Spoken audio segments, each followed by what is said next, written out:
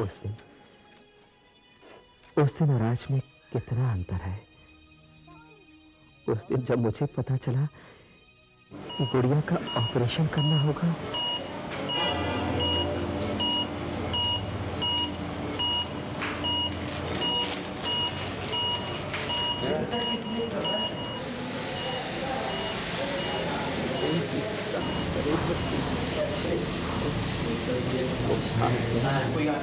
किसी अंधेरे की आंखों के लिए कहाँ पर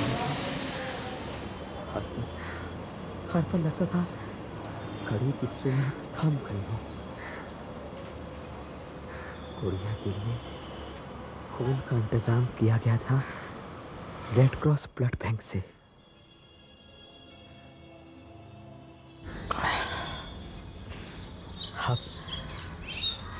अब सब कुछ ठीक है। उस रक्त ने दी हमारी गुड़िया को जीवन की एक नई किरण। उसी दौरान मैंने ब्लड बैंक के महत्व को जाना और मुझे लगा मैं अपने इस अनुभव को आप लोगों के साथ भी बांटूं। भारत में रेड क्रॉस का पहला ब्लड बैंक 1962 में बना। ब्लड बैंक एक ऐसी जगह है जहां रक्त को एकत्रित कर सुरक्षित रखा जाता है, जो जरूरत पड़ने पर तुरंत काम में आता है। आखिर यहां रक्त आता कहां से है? कुछ लोग स्वेच्छा से रक्तदान करते हैं और कुछ मरीज के सगे संबंधी भी रक्तदान करते हैं। अब प्रश्न ये उठता है कि क्या रक्तदान कोई भी कर सकता है? रक्तदान के अपने कुछ नियम हैं। आपकी उम्र 18 वर्ष और 60 वर्ष के बीच है। आप सामान्य रूप से स्वस्थ हैं। आपका वजन 45 किलोग्राम से अधिक है। रक्त लेने और उसे सुरक्षित रखने की पूरी प्रक्रिया में बहुत सारी बातों का ध्यान रखना जरूरी होता है। सबसे पहले रक्तदाता के रक्त की जांच की जाती है।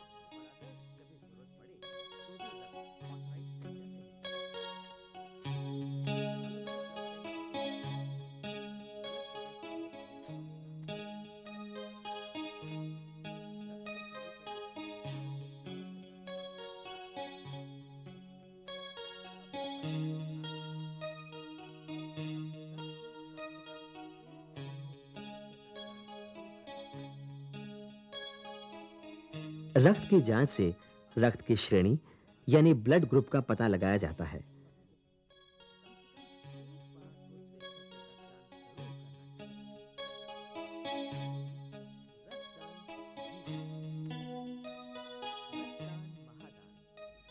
मानव रक्त की मुख्य 4 श्रेणियां होती हैं: ए, बी, ए बी और ओ।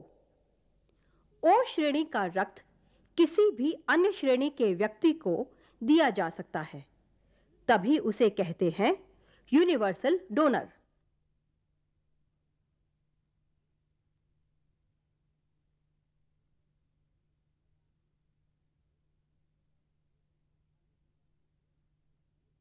इसी प्रकार ए बी रक्त श्रेणी का व्यक्ति कहलाता है यूनिवर्सल रेसिपिएंट, क्योंकि ए बी श्रेणी का व्यक्ति ए, बी और ए बी या ओ किसी से भी रक्त ले सकता है। आमतौर पर समान रक्त श्रेणी वाले व्यक्ति ही एक दूसरे को रक्त दे सकते हैं। ए को, बी बी को, ए बी को और ओ तो सबको ही।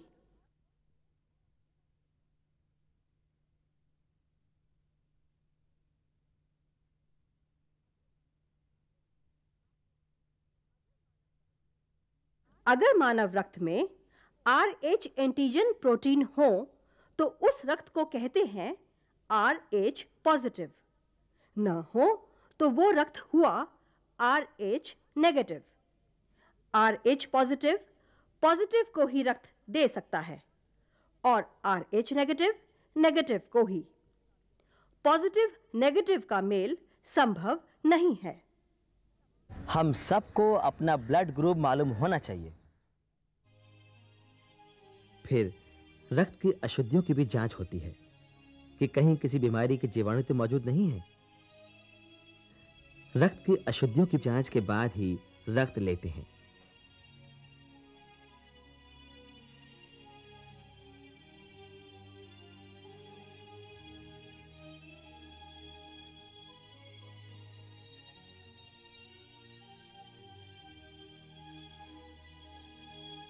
सबसे पहले रक्त देने वाले व्यक्ति का वजन करते हैं। रक्तदाता को आराम से लिटाकर आमतौर पर रक्त कोहनी के आगे वाले भाग की शिरा से ही लेते हैं। रक्त एक खास तरह की थैली में एकत्रित करते हैं। ये थैलियां पूरी तरह से सुरक्षित व एयर टाइट होती हैं। रक्त लेते समय थैली को ढककर रखते हैं ताकि कोई भी व्यक्ति रक्त को देखकर घबरा न जाए। एक थैली फिर दोबारा इस्तेमाल नहीं की जाती है। एक बार में 1 यूनिट यानी लगभग 300 ml रक्त लिया जाता है। रक्तदाता को कहा जाता है कि मुट्ठी खोलते बंद करते रहें ताकि रक्त संचार बना रहे। फिर एकत्रित रक्त को ताप नियंत्रित डब्बों में रखा जाता है। रक्त का तापमान लगभग 38 डिग्री सेल्सियस होता है, लगभग शरीर के तापमान जैसा ही। रक्त लेने के बाद शुरू होता है उसे सुरक्षित रखने का काम। इसकी विशेष प्रणाली है। वहां मैंने सेंट्रीफ्यूज मशीन भी देखी, जहां रक्त के कंपोनेंट्स जैसे लाल रक्तकण, सफेद रक्तकण, प्लाज्मा, प्लेटलेट्स वगैरह को अलग-अलग किया जाता है।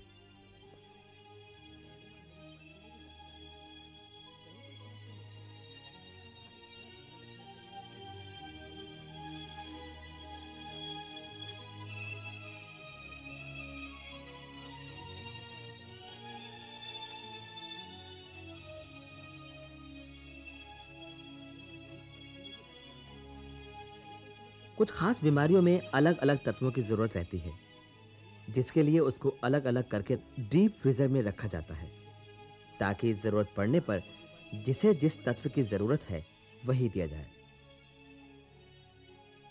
मुख्य रूप से 3 तरह के लोगों को रक्त की आवश्यकता पड़ती है।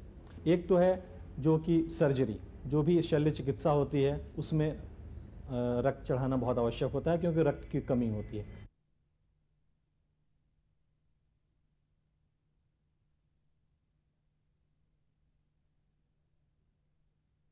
दूसरा एक्सीडेंट या चोट लगना।